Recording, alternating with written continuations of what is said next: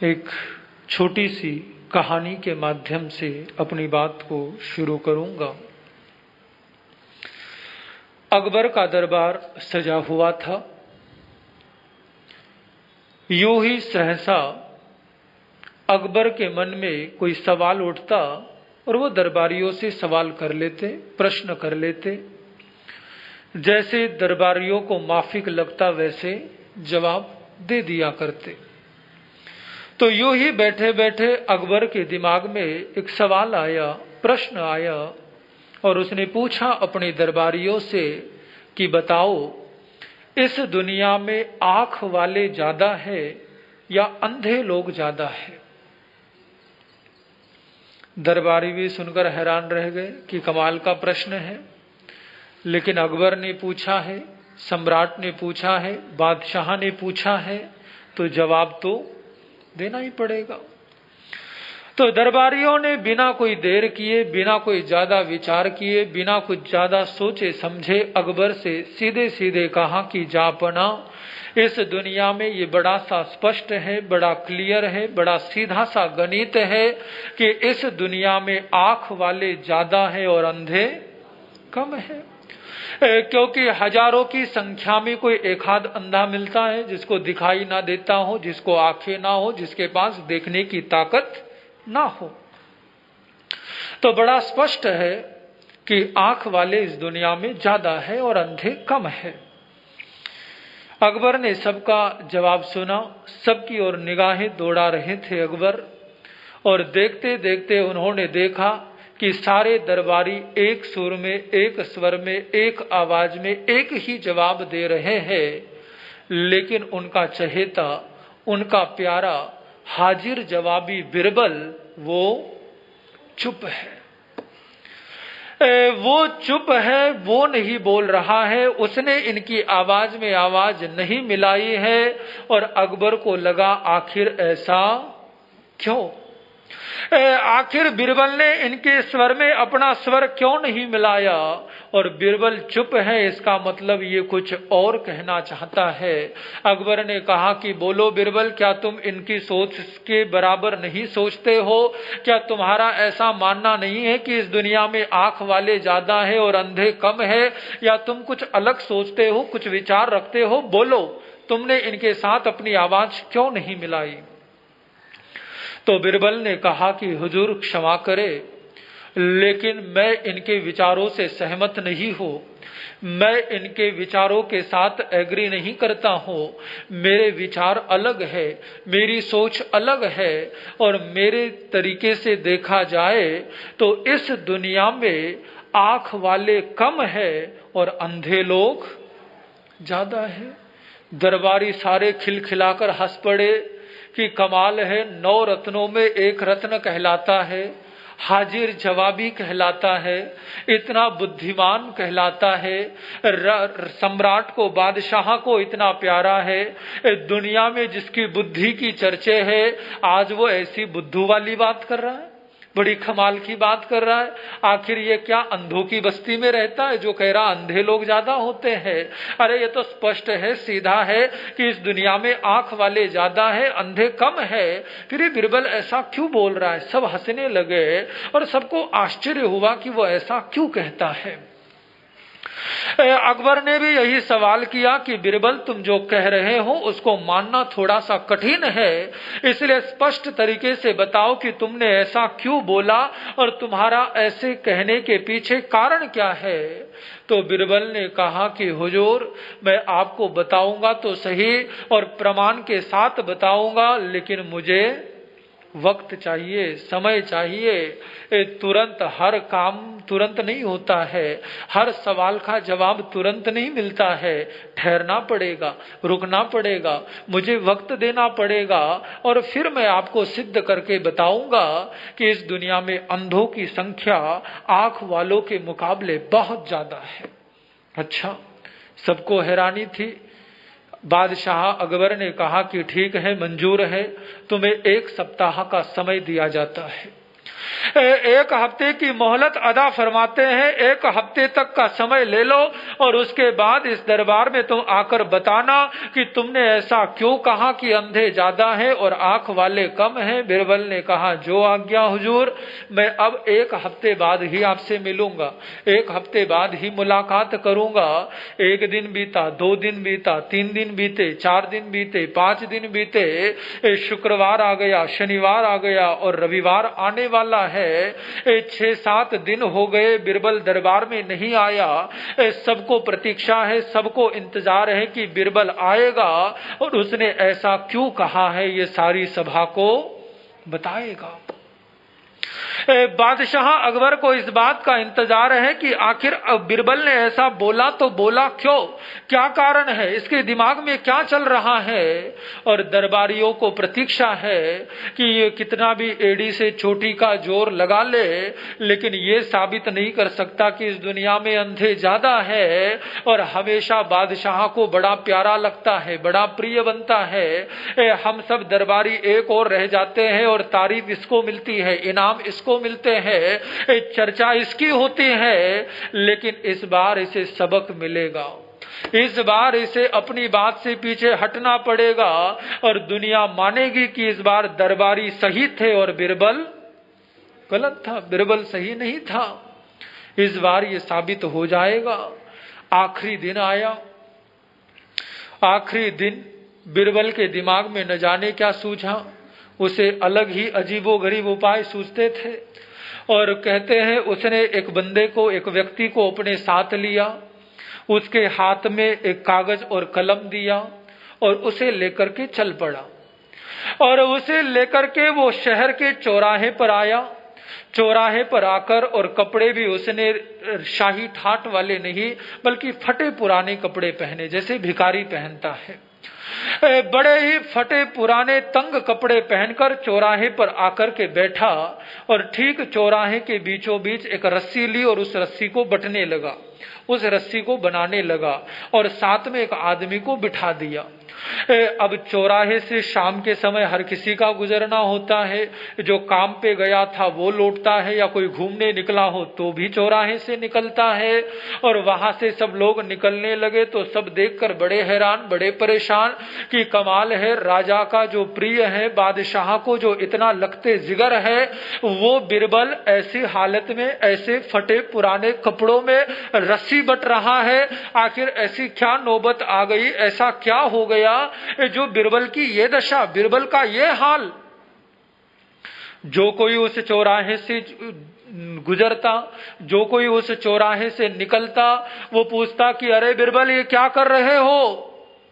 और जैसे ही कोई ये पूछता कि बिरबल क्या कर रहे हो, वो अपने साथ बैठे आदमी से कहता कि इसका नाम लिखो, इसका नाम नोट करो। 1 आदमी आया, 2 आदमी आए, 10 आदमी आए, 100 आदमी आए, जो आए वो पूछता कि अरे बिरबल तुम क्या कर रहे हो।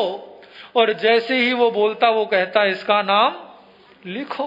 बड़े बड़े मंत्री वगैरह वहां से गुजरे, वजीर वहां से गुजरे, उन्होंने देखा, उनकी तो आंखें फटी की फटी रह गई। उन्होंने कहा कि बिरबल 6 दिनों से दिखाई नहीं दिया, आज 7वां दिन है और ये चौराहे पर शाम के समय ऐसे भिखारी जैसी हालत में क्या हो गया। वो भी आश्चर्य से जाते और बिरबल से कहते कि बिरबल क्या हो गया, क्या कर रहे हो, आखिर ऐसी क्या बात हो गई।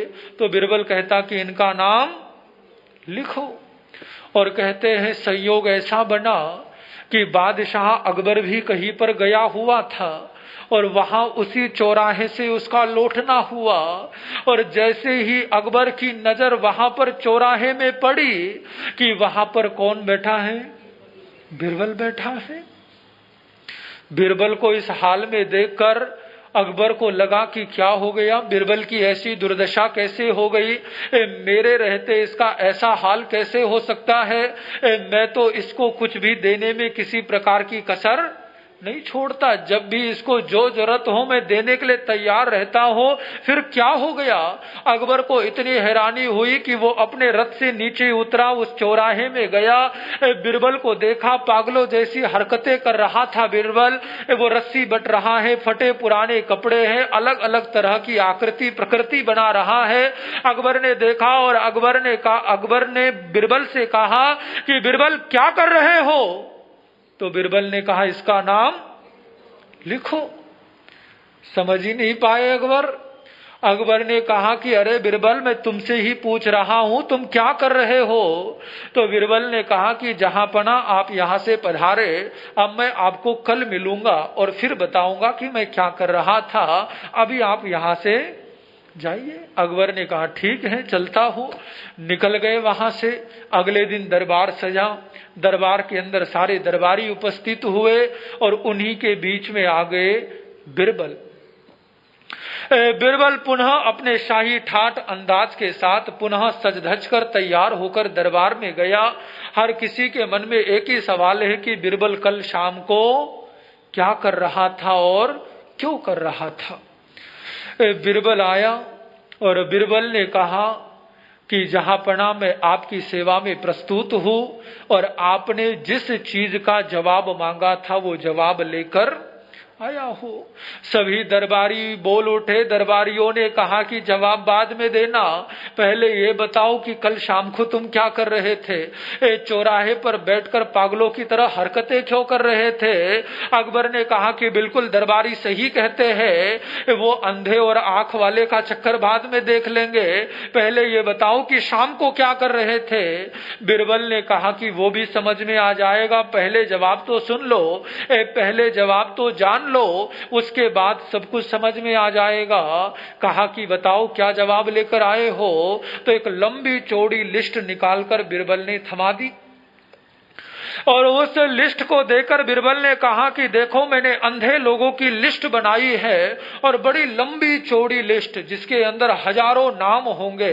वो लिस्ट, वो सूची उसने थमाई और कहा कि जहांपना इसके अंदर सारे अंधों की सूची है, जितनों को दिखाई नहीं देता है, आंखें नहीं है, उन लोगों की ये लिस्ट है। आप एक बार जरा इस पर गौर फरमाए। तो अकबर के सामने लाई गई वो लिस्ट। एक सेवक को खड़ा किया गया और उससे कहा कि पढ़ना शुरू करो, इसमें किनके नाम लिखे हैं, जरा एक बार इसके ऊपर गौर फरमाओ, जरा एक बार देखो किन किन के नाम है। जैसे ही सेवक के हाथ में सूची आई, उसने पढ़ना शुरू किया और जैसे ही उसकी नजर पड़ी, सेवक खामोश, मौन, कुछ नहीं बोल रहा। जैसे ही देखा, अकबर ने कहा कि अरे, मैंने तुम्हें आदेश दिया है इस सूची को पढ़ना शुरू करो। उस सेवक ने कहा कि जहांपना क्षमा करे, लेकिन यहाँ पर जिन नामों से शुरुआत हो रही है, मैं ये नाम पढ़ नहीं सकता, मैं नहीं ले सकता। अकबर ने कहा कि क्यों नहीं ले सकते? ऐसे कौन से तोपचियों के नाम लिख दिए, ऐसे कौन से बड़े अंधे आ गए जिनसे तुम्हें डर लग रहा है, भय लग रहा है? तो उस सेवक ने कहा कि क्षमा करे हुजूर, मैं नहीं पढ़ सकता। अकबर को बड़ी हैरानी हुई। अकबर ने आदेश दिया कि मेरा आदेश है, तुम्हें नाम पढ़ने होंगे, पढ़कर बताओ कि इसके अंदर किसके नाम लिखे हैं। तो उस सेवक ने कहा कि हुजूर, जान की मुआफी चाहता हूं, क्षमा करे, लेकिन इस अंधों की लिस्ट में सबसे ऊपर किसका नाम है? आपका ही नाम है, सबसे ऊपर आपका ही नाम लिखा है। जैसे ही अकबर ने सुना, वो तो आग बबूला हो उठा। उसने कहा कि बिरबल, तुम्हारी ये मजाल, तुम मेरा नाम लिखोगे और वो भी सबसे ऊपर? अरे, मुझे इतनी बढ़िया आंखें हैं, इतनी बढ़िया नजर आता है और तुम मुझे अंधा कहते हो? तुम जानते हो इसकी तुम्हें क्या सजा मिल सकती है?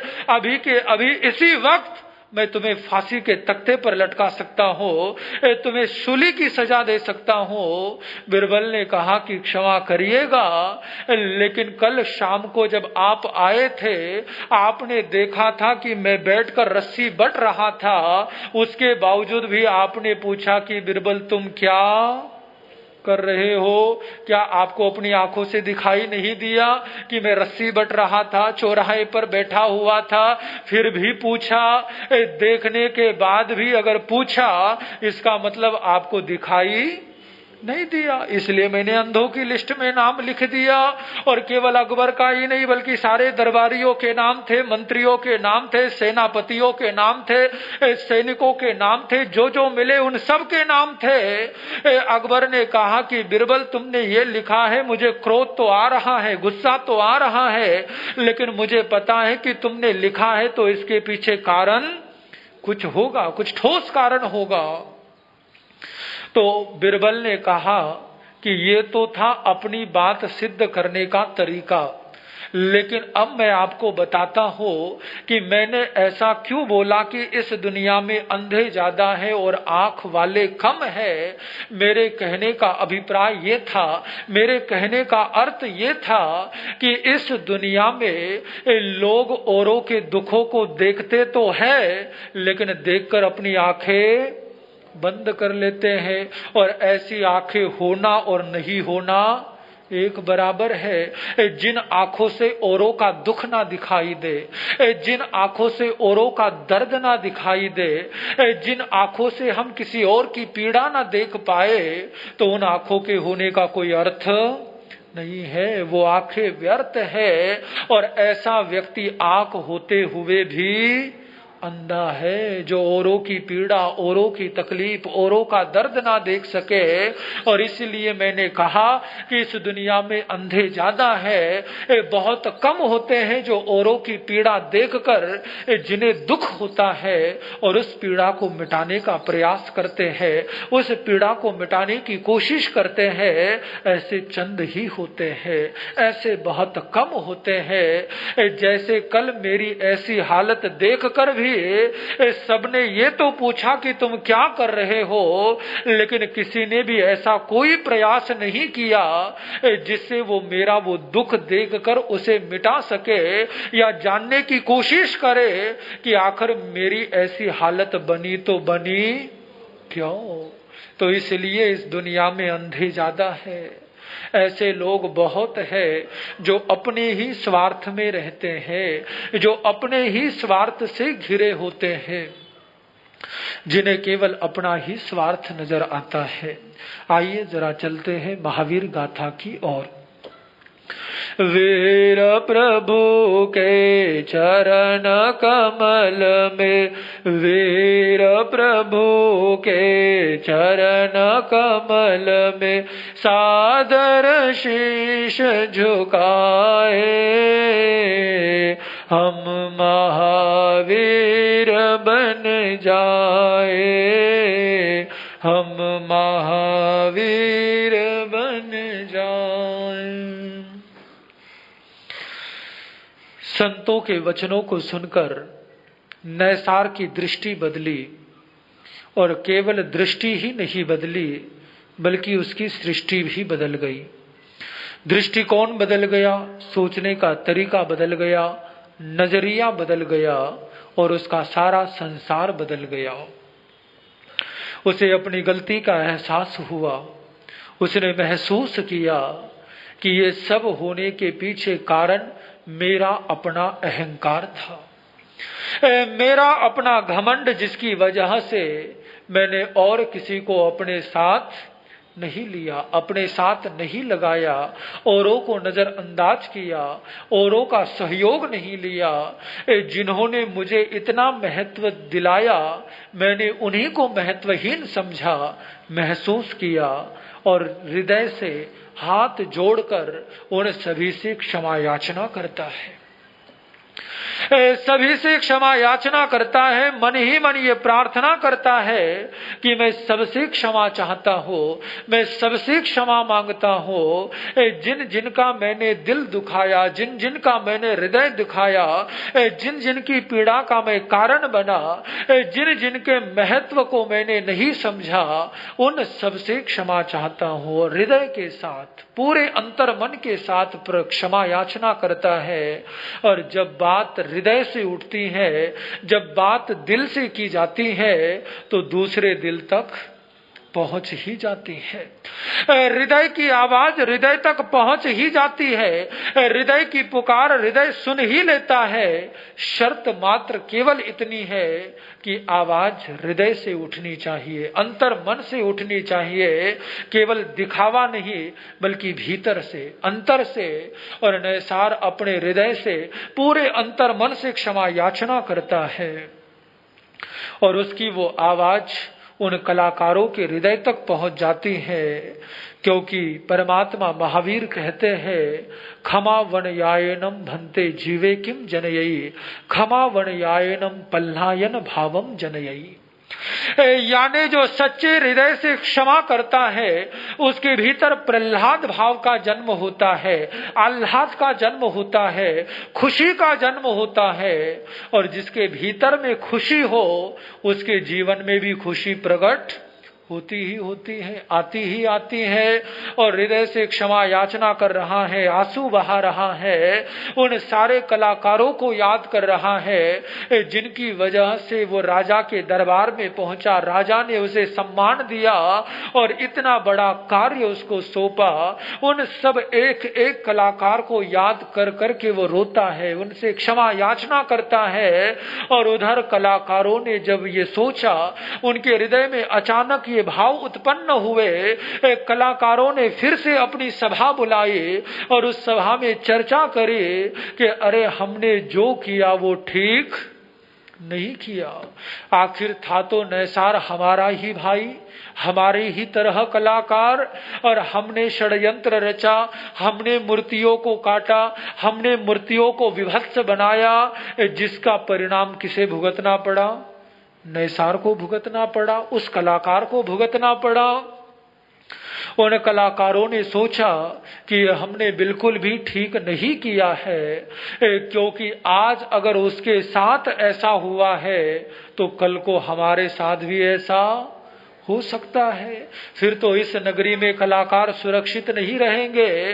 पता नहीं कब कौन राजा के क्रोध का कारण बन जाए, क्रोध का पात्र हो जाए और किसे इस देश से निकाला दे दिया जाए। और समझदार वही होता है जो बस्ती में आग लगते ही आग बुझाने दौड़ पड़े, जो इंतजार करेगा कि अभी मेरा घर थोड़ी जल रहा है, अभी तो दूसरों के घर जल रहे, औरों के घर जल रहे हैं, तो उसका घर जलना तय है। लेकिन बस्ती में आग लगते ही जो दौड़कर आग बुझाने जाते हैं, आग वही बच जाती है, बुझ जाती है, और लोग भी बच जाते हैं और वो भी बच जाता है, वो भी बच जाता है। पहले ही दौड़ जाना चाहिए। अगर खिलाफ है होने दो, जान थोड़े ही है। अगर खिलाफ है होने दो, जान थोड़े ही है।